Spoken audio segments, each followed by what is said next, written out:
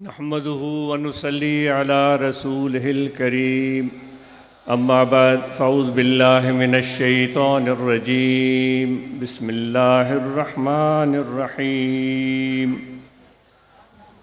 قل سيروا في الأرض آمنت بالله صدق الله الرحيم إن الله وملائكته يصلون على النبي يا أيها الذين آمنوا صلوا عليه وسلموا تسليما اللهم صل على سيدنا ومولانا محمد وعلى آله وأصحابه أجمعين۔ آپ معزز سامعین کا بہت شکریہ کہ آپ دعوت پر تشریف لائے، بہت شکریہ، جزاکم اللہ خیر۔ آپ کے اس محبت اور اس شوق اور اس جذبے کو دیکھ کر بہت مسرت ہو رہی ہے اور فخر محسوس ہو رہا ہے۔ کیوں نہ ہم خطا کار اور گناہ گاروں کو فخر محسوس ہو، جب کہ اللہ تبارک و تعالی اپنے بندوں کو ایک جگہ جمع ہو کر بیٹھتے ہیں، مختلف شکل، صورت، زبان، آواز، ذات پات، اطراف و اکناف، اور صرف اللہ تعالیٰ کا ذکر کریں تو اللہ تعالیٰ فرماتا ہے میں اپنے ان بندوں پر فخر کرتا ہوں۔ جب ہمارا مالک، ہمارا خالق، محبوب رب العالمین اپنے ہم گناہ گاروں کے اس عمل پر جو آج ہم نے کیا ہے اس پر فخر محسوس کرے تو آج ہمیں بھی فخر ہے، آپ پر فخر ہے۔ اپنے وہ لوگ جو روزانہ کماتے ہیں اور روزانہ کھاتے ہیں، ان کے مقابلے میں جن کی آمدن زیادہ ہے، جو روزانہ کمانے والے لوگ ہیں، ان کی قربانی بہت زیادہ ہے۔ جن کی آمدن زیادہ ہے وہ تو مہینوں میں بیٹھے رہیں، سالوں میں بیٹھے رہیں تو ان کو کوئی تکلیف نہیں ہوگی، لیکن جو روزانہ کماتے ہیں، روزانہ کھاتے ہیں، کوئی رکشہ چلاتا ہے، کوئی تغاری اٹھاتا ہے، کوئی دیوار چنتا ہے، کوئی ہل چلاتا ہے، اور کوئی خاتون کپڑے سیتی ہے، یا کوئی کسی ہے، اور یقیناً اس قربانی کو اللہ جانتا ہے، اور اسی قربانی پر اللہ تعالیٰ فخر فرماتا۔ اے خواتین اور مرد، چھوٹا سا ایک سوال ہے، کبھی آپ لوگوں نے، آپ مرد حضرات اور خواتین نے کبھی سفر کیا ہے؟ سفر کیے ہوں گے، کسی ایک سفر کو یاد کریں اور اس سفر کو دوران پیش آنے والے کسی خاص واقعہ کو یاد کریں۔ خاتون ہو یا مرد ہو، امیر ہو یا غریب ہو، کوئی سفر کبھی بھی بچپن میں، جوانی میں یا بڑھاپے میں کوئی بھی ایک سفر کیا ہو جو یاد رہ گیا ہو، اور اس سفر کے دوران کوئی ایک واقعہ ہوا ہو جو آپ کو یاد رہ گیا ہو۔ ویسے بھی سفر علم حاصل کرنے کا ذریعہ ہوتا ہے کہ زمین میں سفر کریں، سیر و سیاحت کریں۔ تو آپ سے سوال کیا گیا، وہ سب کوشش کرے گا کہ کسی ایک سفر کو یاد کرتے ہیں، اس کو بھی یاد کرتے ہیں، پھر ہم سوچتے ہیں، ہم غور کرتے ہیں کہ سفر کیسے کیا جائے۔ اللہ تعالیٰ کا حکم ہے، ہم دین کے نقطہ نظر سے یہ گفتگو کر رہے ہیں، قرآن مجید کی ہدایت میں یہ گفتگو کر رہے ہیں۔ تو جب خدا حکم دے رہا ہے کہ زمین میں سفر کرو، تو اس کے پیچھے کیا معنی ہو سکتی ہے؟ یقیناً آپ نے سفر کیا ہوگا، تو خدا کے حکم کی بجاوری کی ہے۔ اگر پہلے نہیں تو اب تو یہ چیز اگر آپ کو پہلے معلوم نہیں تھا، اب تو یہ معلوم ہو گیا کہ سفر کرنے کا حکم اللہ تعالیٰ کی طرف سے ہمیں مل رہا ہے۔ اگر غور و فکر ہم نہیں کریں گے سفر کے دوران پیش آنے والے واقعات پر، تو شاید جو سفر کا حکم ہو رہا ہے اس حکم کا مقصد پورا نہیں ہو سکے گا۔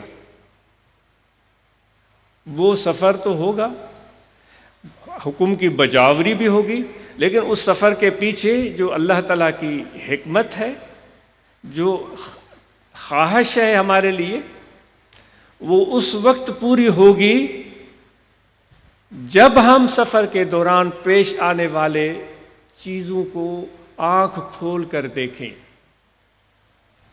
اور پھر آنکھوں کے اوپر موجود اس دماغ کو ہم استعمال کریں اور پھر ان واقعات پر فکر کریں، سوچیں، اور پھر جو ہم سفر ہیں ان کے ساتھ بھی ہم کلام ہو اور ان کی وضاحت اور ان کی حکایت اور ان کے تجربے کو بھی سمجھنے کی کوشش کریں۔ کہتے ہیں کہ ایک شہر میں بادشاہ پہنچا۔ پرانے زمانے میں بادشاہ جب سفر کرتے تھے تو ان کے سفر کے بہت ہی زیادہ لوازمات ہوتے تھے، جو آج بھی ہوتے ہیں، لیکن اس وقت ان کے لوازمات اور طریقے آج کے وقت کے مقابلے میں مختلف ہوتے تھے۔ ان کا ایک لشکر اور سپاہ ان کے ساتھ ہوتا تھا۔ وہ گھوڑے پر بیٹھتے تو ہاتھی بھی ساتھ چلتے، اور ساتھ میں خدمتگار بھی چلتے، باورچی بھی چلتے، غلام بھی چلتے، ان کے فیملی ممبر بھی چلتے۔ تو یہ سارے لوازمات ہوتے تھے۔ کسی بھی علاقے میں اگر بادشاہ پہنچ جاتا تو پورے علاقے میں شہرت ہو جاتی تھی۔ تو اس علاقے میں بادشاہ پہنچا، ایسے علاقے میں جہاں پر ہاتھی نہیں ہوتا تھا، اور اتفاق سے وہ بادشاہ اپنا ہاتھی لے کر وہاں آ گیا، تو پورے علاقے میں شہرت ہو گئی دور دور تک کہ اس ہمارے خطے میں بادشاہ آیا ہے اور ہاتھی کے ساتھ آیا ہے۔ تو ہر طرف سے مخلوق خدا ہاتھی کو دیکھنے کے لیے گئی، اور یہ معمول ہے لوگوں کا، ان میں تجسس پیدا ہوتا ہے۔ تو جب سارے لوگ دور دور سے میلوں سفر کر کے، ہم ابھی سفر کی جس طرح بات کر رہے تھے، تو وہ میلوں سفر کر کے وہ منزلیں مارتے ہوئے کہیں رک کر آرام کرنے کے بعد پھر سفر کرتے ہوئے اس جگہ پہنچے جہاں پر ہاتھی تھا۔ ان سب لوگوں نے ہاتھی دیکھا۔ تو کسی ایک گاؤں میں کچھ اندھے بھی رہتے تھے، ان کو بھی جب یہ آواز ان کے کانوں تک پہنچی کہ دور کسی علاقے میں بادشاہ ہاتھی لے کر آیا ہے اور لوگ دور دور سے اس ہاتھی کو دیکھنے جا رہے ہیں، تو ان کے دل میں بھی خواہش پیدا ہوئی کہ ہمیں بھی ہاتھی دیکھنا چاہیے۔ تو وہ مشکل یا آسان ٹٹولتے پوچھتے پاچھتے، وہ سندھی میں بولتے ہیں کہ اندھو نے جب ارادہ کر لیا تھا کہ ہمیں ملتان جانا ہے، تو وہ اندھو نے بھی ملتان ڈھونڈ نکالا تھا۔ ایسے سمجھے سندھ سے گئے تھے ملتان، تو وہ بھی ہاتھی تک پہنچ گئے۔ انہوں نے اجازت مانگی، اس ہاتھی کو دیکھنا شروع کیا، اور چاروں نے ہاتھی کو دیکھا۔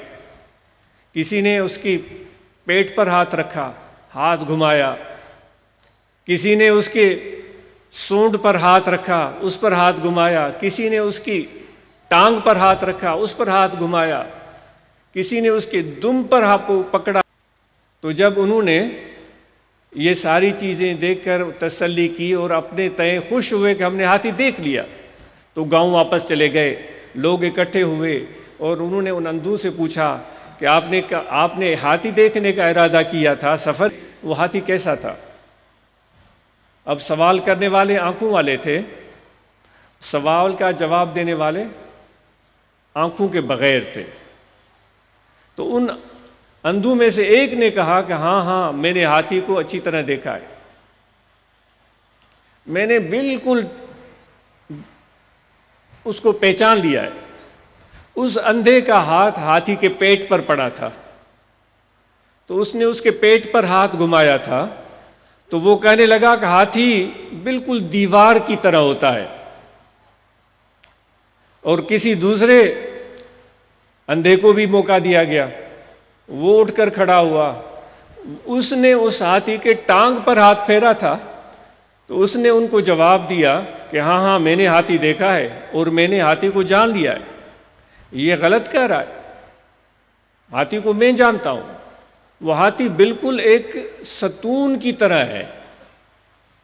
تیسرے سے پوچھا گیا تو اس نے اٹھ کر جواب دیا، اس کا ہاتھ ہاتھی کے دم پر پہنچا تھا۔ تو اس نے کہا کہ نہیں، ہاتھی بالکل رسی کی طرح ہے۔ کے بارے میں وہ نامکمل اور ادھوری تھی۔ اگر وہاں سے اٹھ کر وہ ایک دوسرے سے بات کرتے، گفتگو کرتے اور تذکرہ کرتے اور مدد کرتے اور سمجھنے کی کوشش کرتے، اور تو شاید وہ کسی حد تک آنکھ نہ ہونے کے باوجود بھی ہاتھی کو جان پاتے، لیکن کسی نے بھی دوسرے سے گفتگو نہیں کی اور دوسرے کی بتائی ہوئی تعریف کو بھی رد کر دیا کہ نہیں تم غلط کہتے ہو۔ تو دوستو، جب انسان کی نظر نہ ہو، فہم نہ ہو، عقل نہ ہو، سوچ استعمال نہ کرے، دماغ استعمال نہ کرے، تو کسی چیز پر پہنچ کر اس کو ٹٹولنے، ہاتھ گھمانے، دیکھنے کے بعد بھی اس کے تعارف سے محروم رہ جاتا ہے۔ اللہ تعالیٰ فرماتا ہے زمین میں نکلو اور جاؤ، اور پھر تم جو کچھ بھی دیکھتے ہو اس پر غور کرو، اور صرف غور ہی نہ کرو بلکہ تمہیں چاہیے کہ ایک دوسرے کے ساتھ اس کا بیان بھی کرو، کیونکہ ہر انسان کو اللہ تعالیٰ نے صلاحیتوں سے نوازا ہے۔ اور پھر جو بھی سچی بات آپ کے سامنے آئے، جو درست ہو، اس درست بات کو ماننے کے لیے بھی تیار ہو جاؤ، بجائے اس کے کہ میں اپنی رائے پر، اپنے خیال پر، اپنی سوچ پر پکا رہوں اور سچ ماننے کے لیے تیار نہ ہوں۔ مجھے چاہیے کہ اپنے دماغ کو کھلا رکھوں، اور جب میرے سامنے کوئی سچ بات بتائے، حق بات بتائے، تو میرے دل میں اتنا ظرف ہونا چاہیے، میرے اندر اتنا حوصلہ ہونا چاہیے، اتنی ہمت ہونی چاہیے کہ اس سچ کو تسلیم کرنے کے لیے تیار ہو جاؤں۔ اللہ تبارک، جس طرح حضور علیہ السلام نبوت کا پیغام لے کر آئے اور انہوں نے ہمیں بتایا کہ اللہ تعالیٰ ایک ہے، انہوں نے ہمیں بتایا کہ اللہ رحمان ہے، انہوں نے ہمیں بتایا کہ اللہ تعالیٰ رحیم ہے، انہوں نے ہمیں بتایا کہ اللہ تعالیٰ غفار الذنوب ہے، انہوں نے ہمیں بتایا کہ اللہ تبارک و تعالیٰ اپنے بندوں سے ماں سے بڑھ کر محبت کرتا ہے۔ حضور علیہ السلام نے ارشاد فرمایا کہ اللہ تبارک و تعالیٰ اپنے بندوں کی طرف ہر وقت متوجہ رہتا ہے۔ حضور علیہ السلام نے فرمایا کہ اللہ تعالیٰ چاہتا ہے کہ تم مجھ سے مانگو، فرماتا ہے کہ تم مجھ سے مانگو، اس چیز میں مت پڑو کہ میں تمہیں کیا دیتا ہوں کیا نہیں دیتا ہوں، تمہارا کام ہے کہ مجھ سے مانگو، اور پھر میں کیا دیتا ہوں وہ مجھ پر چھوڑ دو، کیونکہ میں حکیم ہوں، میں خبیر ہوں، میں علیم بذات الصدور ہوں، میں زیادہ جاننے والا ہوں، میں زیادہ باخبر ہوں۔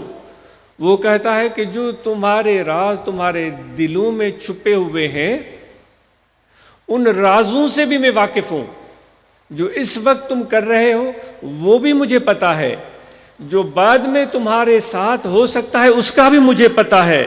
تو تمہیں چاہیے کہ تم مجھ پر بھروسہ، اور پھر میری ہدایت کی روشنی میں سفر کرو۔ میں نے آسمان بنائے ہیں تو ایسے ہی دیکھ کر سرسری سی نظر ڈال کر اس کو چھوڑ مت دو۔ میں نے زمین بنائی ہے، ایسے سرسری سی نظر ڈالی، ہوں ہاں کیا، واہ واہ کیا اور چلے گئے۔ اللہ تبارک و تعالیٰ فرماتا ہے کہ نہیں، یہ ادھورا کام ہوا۔ اللہ تبارک و تعالیٰ نے درخت پیدا کیے، جس طرح کہتے ہیں کہ علم نباتات، علم حیاتیات، علم فلکیات، علم کیمیا، یہ سارے علوم ہیں۔ جو راز میں نے درخت کے اندر چھپا کے رکھا ہے، کڑاکے کی دھوپ ہمارے سر پر پڑتی ہے اور پسینہ ہمارے جسم سے پانی کی طرح بہنے لگتا ہے، پھر درخت یاد آتا ہے اور پھر اس کے سائے میں جا کر بیٹھتے ہیں۔ اللہ تعالیٰ فرماتا ہے کہ یہ تو تمہاری مجبوری ہوئی، اس کیفیت سے پہلے میرے ان رازوں کو سمجھنے کی کوشش کرو کہ میں تمہارے لیے اس زمین میں جو بھی راز چھپا کر رکھے ہیں ان کو ٹٹول ٹٹول کر، ڈھونڈ ڈھونڈ کر ان کو سمجھنے کی کوشش کرو، ان رازوں کو پانے کی کوشش کرو تاکہ تمہارا سفر مکمل ہو۔ اگر تمہارے آنکھوں کے سامنے کوئی واقعہ ہوتا ہے، اس واقعے پر بھی تمہاری نظر ہو اور غور اور فکر اور توجہ۔ کہتے ہیں کہ ایک درویش کو شوق پیدا ہوا کہ میں سفر پر جاتا ہوں، اور وہ ایک جگہ پہنچا، اس نے کسی پرانے سے گھر میں پناہ لی جو ویران تھا، اس میں کوئی نہیں رہتا تھا۔ اس درخت کے اندر اس اجڑے ہوئے گھر کے اندر ایک درخت تھا، اس درخت کے سائے تلے بیٹھ گیا۔ کوئی بنی نوع بشر وہاں نہیں تھا، کچھ بھی نہیں تھا۔ اس کے خیال میں کہ میں یہاں سانس لیتا ہوں، پھر میں سفر آگے شروع کرتا ہوں۔ غور و فکر کی بات ہو رہی ہے، ایک تو وہ علمی حوالے سے ہو رہی ہے، دوسری روحانی حوالے سے بھی ہو رہی ہے کہ ان سب واقعات میں صرف ہمارے سائنسی علوم پوشیدہ نہیں ہوتے، بلکہ اس میں ہمارے روحانی طور پر بھی علوم پوشیدہ ہوتے ہیں جو ہمارے رہنمائی کا سبب بنتے ہیں۔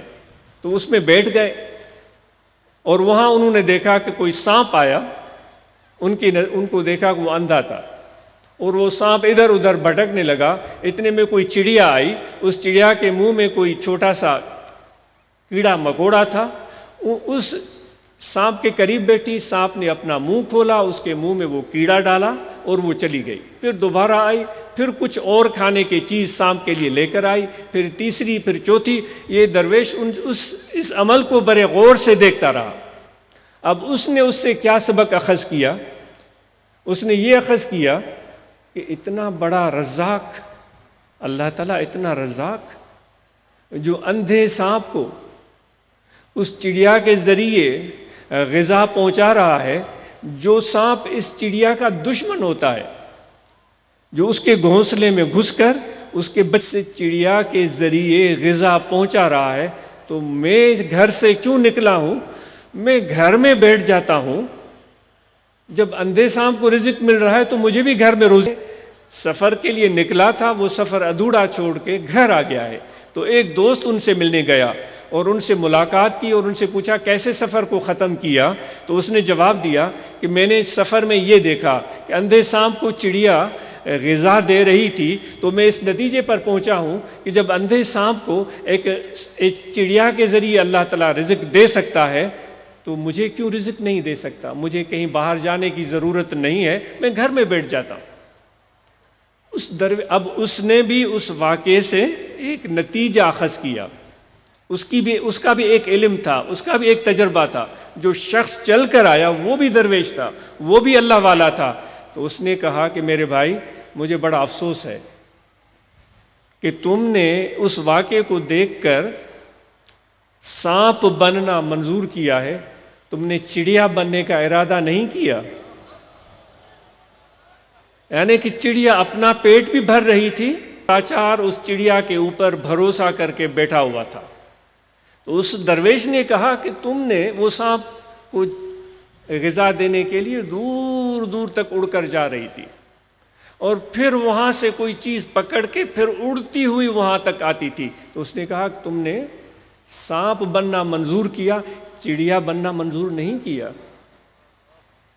دوستو، یہ ہم اپنے آپ سے پوچھیں کہ اس واقعے میں ہم کہاں کھڑے ہیں؟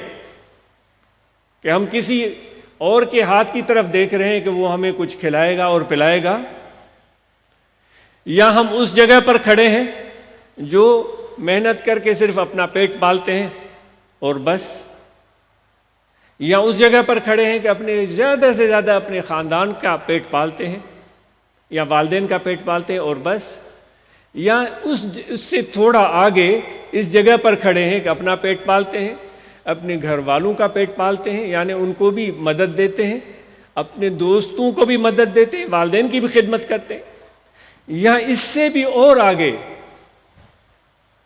دوستارا کجا کنی محروم تو کے بعد دشمنا نظرداری، کہ خدا کی صفات سے متصف ہونے کا ہم سب کو حکم ملا ہے۔ تخلقوا باخلاق اللہ، خدا کے اخلاق میں، خدا کے رنگ میں رنگ جاؤ۔ اے میرے بندے، اے انسانوں، اللہ تعالیٰ کے رنگ میں رنگ جاؤ۔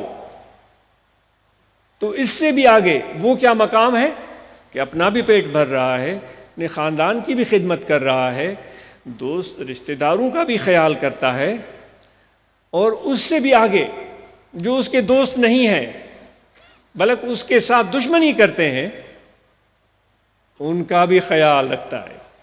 حضور علیہ الصلوۃ والسلام کی مبارک سیرت مبارکہ میں آپ نے دیکھا ہوگا کہ اپنوں کو تو سینے سے لگاتے تھے، جو دشمن ہوتے تھے، آپ کے جان کے در پے ہوتے تھے، نعوذ باللہ من ذالک، آپ کے خون کے در پے ہوتے تھے، ان کو بھی سینے سے لگاتے تھے، ان کو بھی چارپائی پر بٹھاتے تھے، ان کو بھی کھانا کھلاتے تھے، ان کو بھی عزت دیتے تھے، ان کی بھی مہمان نوازی کرتے تھے۔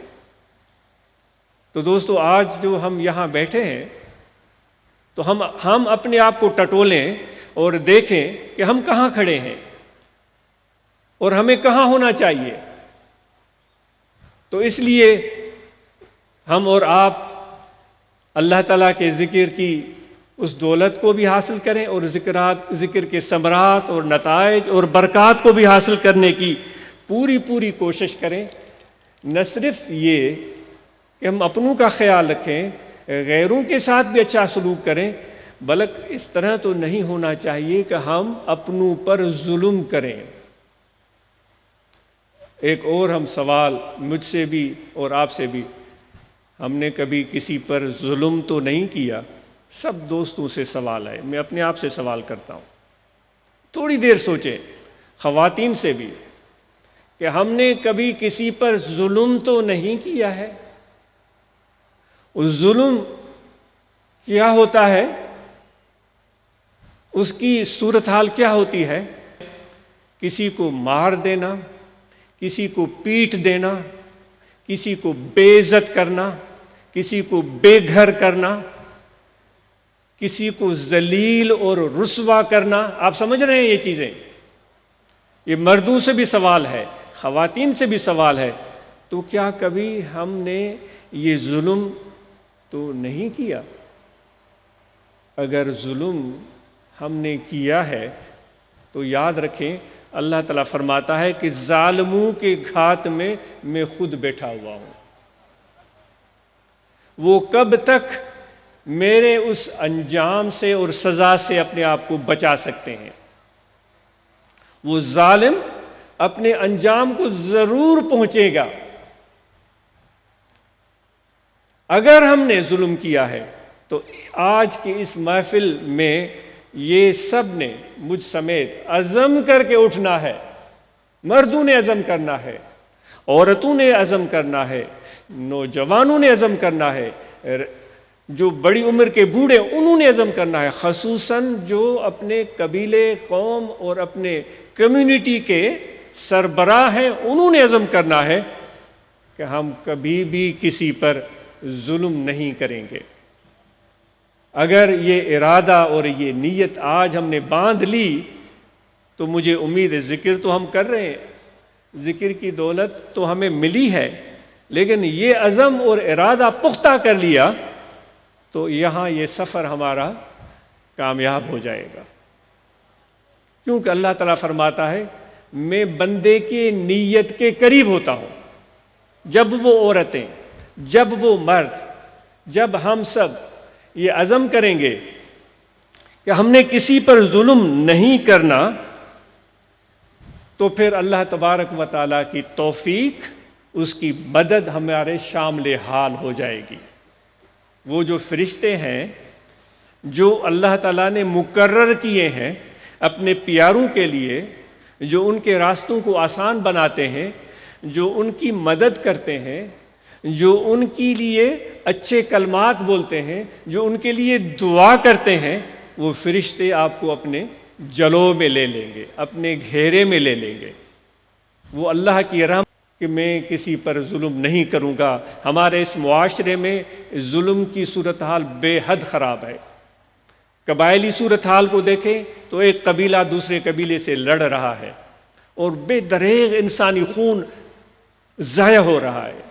کبھی رشتہ داریوں پر فساد پھیل گیا، کبھی زمین کے ٹکڑے پر لڑائی شروع ہو گئی، کبھی کسی معمولی وجہ سے کوئی جانور کسی کے کھیت میں گھس گیا، اس پر لڑائی شروع ہو گئی، اور پھر وہ سینکڑوں لوگ اس میں ملوث ہو گئے، اور پھر وہاں سے قتل و غارت گری شروع۔ آج میرے ذکر والے بھائیوں، میرے دوستوں، ہم وہ لوگ ہیں جو اپنے آپ کو ذکر والا بولتے ہیں، ہم نقش بندی ہیں، ہم محمدی ہیں، ہم حضور علیہ السلام کے ساتھ محبت اور ادب کا رشتہ رکھتے ہیں۔ ہمارے لیے ہم بہترین مثال ہمارے حضور علیہ السلام کی ہے۔ کبھی بھی ہتھاں حبیبن کدہ کون ڈکھویو، بٹائی صاحب نے حضور علیہ السلام کی وصف بیان کی ہے کہ حضور کے وہ مبارک ہاتھ تھے، حضور علیہ السلام کے وہ مبارک ہاتھ تھے کہ ان ہاتھوں سے کبھی بھی کسی کو رنج نہیں پہنچا، کبھی بھی کسی کو تکلیف نہیں پہنچی۔ آج یہ عزم کر کے اٹھیں کہ آج کے بعد جو پہلے ظلم کیا ہے اس کی معافی مانگیں گے، اس کی تلافی کریں گے۔ اگر کسی کا مجھ پر قرض ہے تو میں دل و جان سے کوشش کروں گا، میں پوری محنت کروں گا کہ اس کا قرض ادا کر دوں۔ اگر کسی کی زمین پر میں نے قبضہ کیا ہے، آج کے بعد سب فقیروں یاد رکھو، اس کے بغیر آپ کو جانا نہیں ہے۔ میں نے کسی کے پلاٹ پر قبضہ کیا ہے، کسی کی زمین پر قبضہ کیا ہے، میں ارادہ کر کے اٹھوں گا کہ وہ پلاٹ، وہ زمین مجھ پر حرام ہے، جس کا حق ہے اس تک پہنچے گا۔ آپ چاہتے ہو کہ اللہ آپ پر فخر کرے؟ آپ چاہتے ہیں؟ آپ چاہتے ہیں میرے آقا و مولا حضرت صلی اللہ علیہ وآلہ وسلم کی ذات آپ پر فخر کرے؟ آپ چاہتے ہیں جب قیامت کے دن ہم اور آپ اللہ تعالیٰ کے حضور میں حاضر ہوں تو اللہ تعالیٰ ہم پر خوشنودی کی نظر ڈالے، خوشنودی کی نظر ڈالے؟ آپ چاہتے ہو کہ حضور علیہ السلام جن کی دربار پر جانے کے لیے ہم سب تڑپتے ہیں، جن کی خدمت میں حاضری کے لیے ہم تڑپتے ہیں، کیا تم چاہتے ہو کہ جب تمہاری حاضری یہاں بھی حضور علیہ السلام کا جلوہ موجود ہے، آپ موجود ہیں؟ ہم ان سے دور نہیں ہیں، وہ ہم سے دور نہیں ہیں، وہ ہمارے دلوں میں ہیں، ہمارے دائیں ہیں، ہمارے بائیں ہیں، ہمارے ہر طرف حضور علیہ السلام کا جلوہ موجود ہے۔ اگر میرے بھائیوں، اگر عاشق رسول ہو اور چاہتے ہو کہ حضور علیہ السلام آپ کو اور ہمیں مسکرا کر دیکھیں، خوش ہو کر دیکھیں، اور ہمارے سر پر دست شفقت رکھیں اور کہہ دیں کہ یہ میرا امتی ہے، اور فرما دیں کہ ہم اس سے پیار کرتے ہیں، تو پھر عزم کر کے اٹھو کہ ظلم کبھی بھی نہیں کرو گے، اور کسی کا حق کسی نے ہڑپ کیا ہوا ہے تو یہاں سے جانے نہ پائے، اس سے پہلے پکا ارادہ کر لے کہ میں اس کا حق اس کو واپس کر دوں گا۔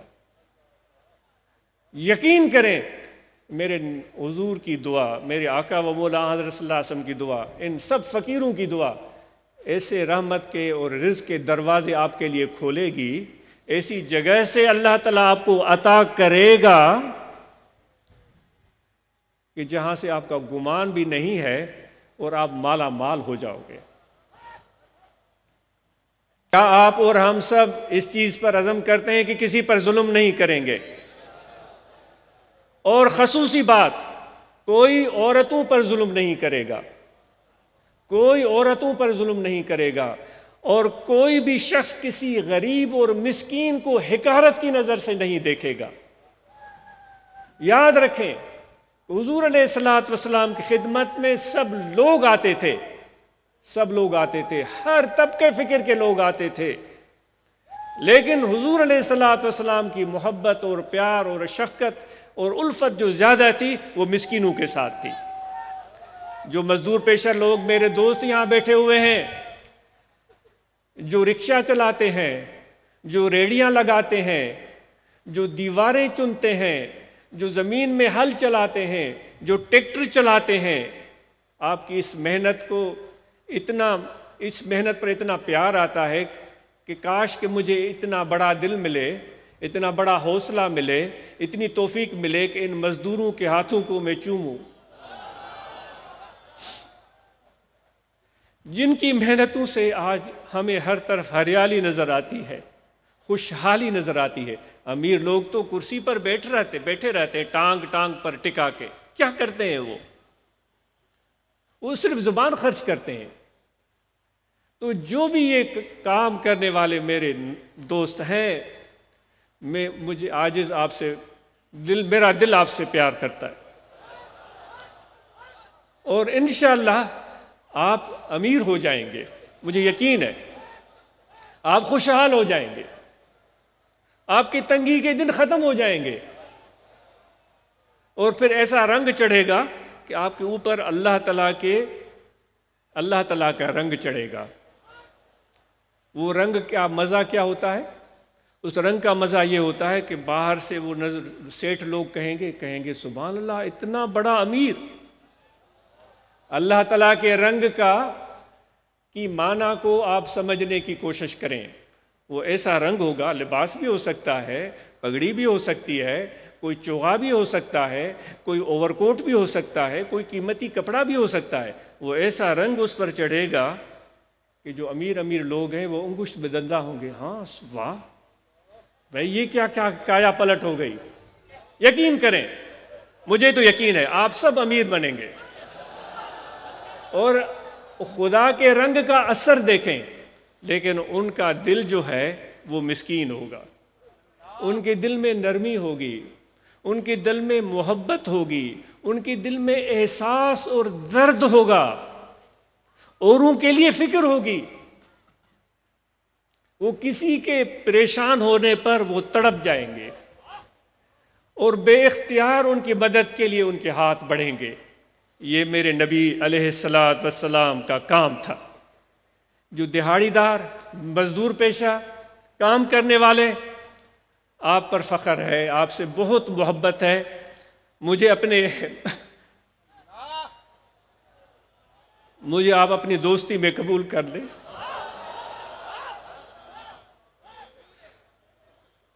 اور یہ تو پہلے عہد کر چکے ہیں کہ آپ کبھی بھی ظلم نہیں کریں گے، کبھی کسی مجبور لاچار پر ظلم نہیں کریں گے، کبھی کسی عورت پر ظلم نہیں کریں گے۔ ہم پہلے ہی عزم کر چکے ہیں کہ بیٹوں کو بھی پڑھائیں گے اور بیٹیوں کو بھی پڑھائیں گے، اور پھر یہ بھی ہم عزم کر چکے ہیں کہ جو سفر کریں گے، کہیں جائیں گے، جو کچھ ہمارے دائیں ہو رہا ہے، بائیں رہا ہے، آنکھیں کھلی رکھیں گے اور باہوش رہیں گے۔ سلسلہ نقشبندیہ کے 7 اصول ہیں، ان میں ایک اصول ہوش در دم، کہ جو سانس لے، جو سانس باہر آئے، ہوش و حواس میں آئے، وہ دنیا کے نشے میں نہ ہو، وہ عیش و آرام کے نشے میں نہ ہو، وہ تکبر کے نشے میں نہ ہو، ذات پات قوم قبیلے کے نشے میں نہ ہو، وہ ایک انسان ہو جس کو اس کی ماں نے پیدا کیا ہے۔ ہم سب انسانوں کو ہماری ماؤں نے پیدا کیا ہے۔ کوئی بھی کتنا امیر ہو، کوئی آسمان سے نہیں ٹپکا۔ ہم پہلے آسمان سے آئے ہیں تو کوئی دنیا دار ہے تو وہ 7ویں آسمان سے آیا ہوگا، ہرگز نہیں۔ ہم سب کو ہماری ماؤں نے پیدا کیا ہے، اور ہم سب خدا کی نظر میں برابر ہیں۔ میرے نبی فرماتے کسی عربی کو عجمی پر فضیلت نہیں ہے، کسی گورے کو کالے پر، کسی کالے کو گورے پر فضیلت نہیں ہے۔ اللہ تعالیٰ کی نظر میں آپ سب برابر ہیں۔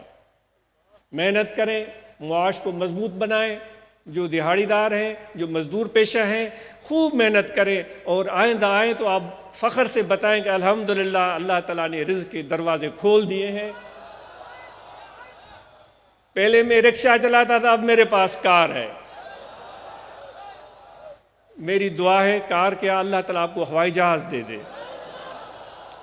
آپ ہوائی جہازوں میں چڑھ کر سفر کی بات سے ہم نے شروعات کی تھی کہ سفر ہے، پھر مثال کے طور پر آپ کو بتایا کہ ایک شخص نے سفر کیا، اندھو نے بھی سفر کیا، اس سفر میں انہوں نے جو کچھ دیکھا پھر ان کو اس پر کس طرح غور کیا وہ بھی چیز بتائی گئی۔ آج کے بعد آپ سب نے سفر کرنا ہے، کیونکہ یہ سنت رسول ہے اور اللہ تعالیٰ کا حکم ہے، اور وہ اس طرح سفر کرنا ہے، آنکھیں کھلی رکھنی ہے، دیکھنا ہے کہ جو بھی چاروں طرف ہو رہا ہے بے خبری والا سفر نہیں چاہیے، نشے والا سفر نہیں چاہیے۔ نقش بندی ہے ہم، ہوش دردم، ہر سانس یہ ہوش دردم ہے۔ کوئی بھوکا ہے اس کو کھانا پیش کریں، آرام کے لیے کس کو چادر چاہیے تو اس کو دبائیں کہ اس کی تھکان دور ہو۔ کچھ بھی نہیں کر سکتے تو میٹھے بول بول دیں، کہ ماشاءاللہ کتنے خوبصورت لگ رہے ہیں آپ، یہ دو میٹھے بول جادوئی اثر کریں گے، وہ بوڑھا بھی جوان ہو جائے گا۔ تو یہ میرے نبی علیہ السلام کی تعلیم ہے۔ اللہ تعالیٰ فرماتا ہے میرے نبی کے اسوہ حسنہ کو اختیار کریں، اور یہی حضور علیہ السلام کا پیارا طریقہ ہے۔ تو آخر میں طریقے ذکر عرض کرتے ہیں، یہاں دل ہے، دل میں توجہ رکھیں۔ خواتین سے بھی گزارش ہے، پھر یہ دوبارہ ذکر جو آپ کو دیا ہے نا، یہ ایک بات، ذکر جو آپ کو دیا ہے اس کی قدر کریں، اس کو معمولی یقین کریں۔ جو ذکر کی دولت ملی ہے نا، ایسے سمجھیں سلیمان علیہ السلام کے تخت پر بیٹھ گئے ہیں آپ۔ ان کی تو بڑی عظمت، وہ اللہ کے پیارے پیغمبر، تو وہ تخت پر جب بیٹھتے تھے تو کیا ہوتا تھا؟ تخت پر بیٹھ گئے تو ادھر سے لوگ انسان آ رہے ہیں، ادھر سے پرندے آ رہے ہیں، ادھر سے جانور آ رہے ہیں، ادھر سے درندے آ رہے ہیں، وہ سب سلیمان علیہ السلام کی طرف دیکھتے تھے، ہمارے لیے کیا حکم ہے؟ تخت پر بیٹھ گئے ہیں لیکن نیت ٹھیک کریں، اللہ تعالیٰ کا ذکر کریں، دیکھیں پھر دنیا ساری کی ساری آپ کی مدد میں کیسے مشغول ہو جاتی ہے۔ یہ ہنر سیکھنا پڑے گا، یہ باتوں سے، یہ واعظوں سے کام نہیں ہوتا۔ مجھے واعظ کرتے ہوئے شرمندگی ہو رہی ہے، آج اس کو اللہ توفیق دے، کاش کہ میری زبان بند ہو جائے، میں بولوں ہی نہیں۔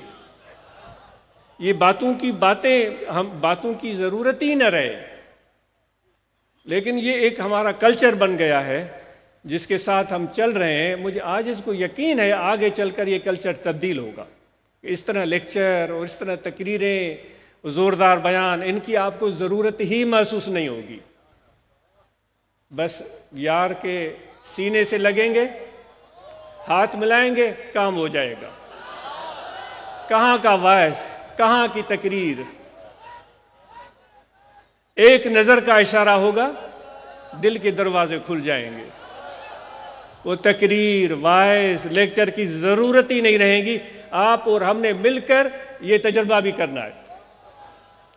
یہ وہ علم ہے کہ جو بغیر کتابوں کے، بغیر مدرسوں کے، بغیر عالموں کے ملتا ہے، لیکن خوش قسمت ٹائم ہے، موقع ہے۔ اب دیکھیں کہ کس کا حوصلہ کتنا بڑا ہے، کس کا صبر کتنا بڑا ہے، کیا وہ اس چیز کو سمجھ پاتا ہے، یا وہ لکیر کا فقیر ہی بنے رہنا چاہتا ہے کہ لکیر کے پیچھے ہی چلنا ہے بس۔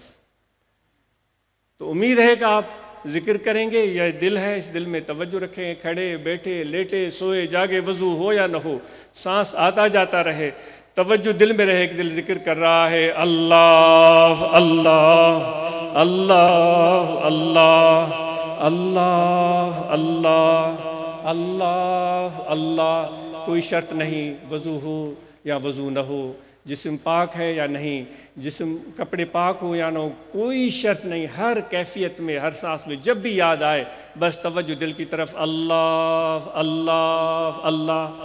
ہمارے مرشد کے مرشد پیر مٹھا سے فرماتے تھے فقیر و ذکر نہیں چلتا، فکر نہ کرو، بس مرشد کی طرف متوجہ ہو جاؤ اور حق مرشد کہو، ذکر شروع ہو جائے گا۔ وہ فرماتے تھے کہ ہم نے تمہارے لیے کام آسان کر دیا ہے، اب اگر نہیں تم کرنا چاہتے تمہاری مرضی۔ تو وہ صدیقی صفت ہے نا، وہ جب وہ حضور کو عرض کیا یا رسول اللہ صلی اللہ علیہ وسلم میں کیا کروں، وہ روایت ہے، انہوں نے عرض کیا یا رسول اللہ صلی اللہ علیہ وسلم میں گھر میں جاتا ہوں آپ نظر آتے ہیں، بازار میں جاتا ہوں آپ نظر آتے ہیں، شمال کو دیکھتا ہوں حضور کی ذات سامنے، جنوب کو دیکھتا ہوں حضور علیہ السلام کی ذات سامنے، مغرب کو دیکھتا ہوں حضور علیہ السلام کی ذات، مشرق کو دیکھتا ہوں سورج نظر نہیں آتا حضور علیہ السلام کی ذات۔ یا رسول اللہ صلی اللہ علیہ وسلم اوپر نیچے جہاں بھی دیکھوں آپ ہی۔ وہ ہم کرتے ہیں نا، جس طرف دیکھوں مجھے بس نظر آوے پیر پیر۔ تو حضور علیہ السلام یا رسول اللہ مجھ سے بے ادبی ہو جائے گی، کبھی تو مجھے وضو بھی نہیں ہوتا۔ ابو بکر تو کیوں پریشان ہے؟ یہ ایسی نعمت ہے، ایسی دولت ہے جو لاکھوں میں کسی ایک کو ملتی ہے، شکر کرو تجھے یہ نعمت مل گئی ہے۔ تو دوستو ذکر قلبی کچھ اسی رنگ کا نام ہے کہ ذکر کرتا جائے، اگر غفلت آ گئی مرشد کی طرف متوجہ ہو تو ذکر میں کئی گنا اضافہ۔ تو ذکر سانس آتا جاتا رہے، وضو ہو یا نہ ہو، اللہ اللہ اللہ اللہ اللہ اللہ، اور اس کے ساتھ ساتھ مراقبہ پابندی سے، جو ہم پہلے بھی عرض کیا گیا ہے۔ اب وقت قلیل ہے تو آپ کو سفر بھی کرنا ہے، اور اس کے ساتھ ہم سب نماز کی پابندی کریں، جتنے بھی ہم بیٹھے ہوئے 5 وقت نماز ادا کریں، اور ساتھ میں رمضان کے مہینے میں روزے ہم پر فرض ہیں ان کو ادا کریں۔ جو بیمار ہیں، جو سفر میں ہیں، ان کے لیے اللہ تعالیٰ نے گنجائش رکھی ہے تو اس کے مطابق عمل کر سکتے ہیں۔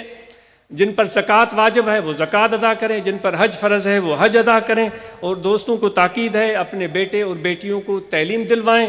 دوستوں کو تاکید ہے جو کاروبار جنہوں نے نہیں شروع کیا ہے، فارغ گھر میں بیٹھے ہوئے ہیں، وہ کاروبار شروع کریں، چاہے ایک ریڑھا لگا کر اس پر فروٹ رکھیں، یا کسی دور دیہات میں جا کر سبزیاں خریدیں، اور چھوٹے سے کسی شہر میں آ کر وہ آلو، وہ گوبھی، وہ ٹنڈے، وہ شلغم، وہ پالک، وہ لہسن آ کر بیچے، بسم اللہ کریں، کام کو شروع کریں، اور اللہ تعالیٰ کہتا ہے صبر سے کام لیں، اللہ تعالیٰ آپ کو سب محتاجی سے آزاد کر دے گا۔ تو کاروبار ہمارا نعرہ ہے کہ ہم سب کاروبار کو ضرور شروع کریں گے، عاجز کے لیے بھی اور آپ کے لیے بھی۔ نوجوانوں کو تاکید ہے کہ علم کے ساتھ کوئی ہنر سیکھیں اور ہنر پر خوب محنت کریں، اور ہنر سیکھ کر ہمیں بتائیں نوجوان آ کر۔ اگلے سال یہاں کچھ دوست نوجوان اپنے نام لکھوائیں گے، یہ دوست نوٹ کر لیں کہ ہم نے ہنر سیکھا ہے، تو پھر وہ تعداد ان نوجوانوں کی بتائی جائے گی، یہاں اعلان ہوگا انشاءاللہ۔ تو اور لوگوں کو اس سے انسپائریشن ملے گی اور وہ بھی ہنر سیکھنے کے لیے تیار ہو جائیں گے۔ اور دوسری بات، ہمارا یہ معمول رہا ہے کہ خاندان سے محبت، ڈنر بے فیملی کے ساتھ، اور دوسری یہ بات ہماری رہی ہے کہ بچوں کو بولنے کا موقع، ہم بیٹھیں گے اور ان سے بات کریں گے، لیکن بچوں کو بولنے کا موقع دیں گے تاکہ ان کی بات سنیں، اور ان کو پیار اور محبت دیں اور شفقت دیں۔ اور ماحول کو بہتر بنانے کے لیے جو دوست درخت لگا رہے ہیں، وہ صرف درخت لگائیں ہی نہیں بلکہ درختوں کی حفاظت بھی کریں اور درختوں کو کامیاب کریں۔ اور اسی طرح دوستوں نے رات اعلان کیا تھا جو ضروریات یہاں کی ہیں، جس کے لیے وسائل چاہیے، تو یہ جو بھی ہم ہیں، جو بھی ہماری جماعت ہے، وہ مل جل کر اس مدارس کی، انہوں نے آپ کو بتایا ہوگا کہ مدرسے میں کتنے لوگ ہیں، کتنے بچے ہیں، کتنے استاد ہیں، اس ضروریات کو پورے کرنے کے لیے آپ کے تعاون کے لیے دوستوں نے رات اعلان کیا تھا۔ دل کھول کر اس میں عاجز بھی مدد کرے گا اور آپ بھی مدد کریں۔ تبلیغی وفود کو متحرک اور فعال بنائیں، ہاتھ سے آرام سے سفر کریں، ڈرائیور پر نظر رکھیں، جلد بازی نہیں، اور جب موٹر سائیکل پر جب کبھی سفر کریں ہیلمٹ پہنیں، ہیلمٹ کے بغیر سفر نہ کریں۔ خادمین نے بڑی ہمت سے کام لیا ہے، اور معذرت ہے، خادمات نے، خواتین نے بے شمار محنت کی ہے، اندر بڑی جذبے سے کام کیا ہے۔ ان کی طرف سے رپورٹیں آئیں کہ الحمدللہ لنگر کا ضیاع نہیں ہوا۔ لنگر کا نقصان ضائع ہوتا ہے نا، گرا دیتے ہیں، وہ بوٹیوں کے چکر میں چاول گرا دیتے ہیں، تو رپورٹ ملی کہ اس مرتبہ خواتین نے اس خامی پر قابو پایا ہے، اور خواتین نے یہ بھی کام کر کے دکھایا کہ وہ کچھ ان میں سے خواتین، جب ان کو کہا گیا کہ بیٹھ جاؤ ٹولی بنا کر، تو وہ ٹولی بنا کر بیٹھ گئیں اور ان کو وہاں لنگر دیا گیا۔ جن خواتین نے ٹولی بنا کر اس مرتبہ نہیں بیٹھیں، آج اس کو امید ہے کہ وہ آئندہ سال وہ سب خواتین ٹولیاں بنا کر بیٹھیں گی اور وہیں ان کو لنگر پہنچے گا، جس طرح مرد حضرات باہر کام کرتے ہیں۔ سیکیورٹی والوں نے امید ہے بڑے عزم اور جذبے سے کام کیا ہوگا۔ ہم گورنمنٹ کی طرف سے بھیجی گئی انتظامیہ پولیس کے مشکور ہیں، ڈی ایس پی صاحب اور ایس ایچ او صاحب اور ان کے سب سپاہی، ہم آپ کے مشکور ہیں اور دعاگو ہیں، اور ترقیاں ہوں اور کامیابیاں ہوں، اور امید ہے کہ آپ نے پوری ذمہ داری سے اور دیانت داری سے یہاں فقیروں کی خدمت کی ہوگی۔ اللہ آپ کو اجر عظیم عطا فرمائے۔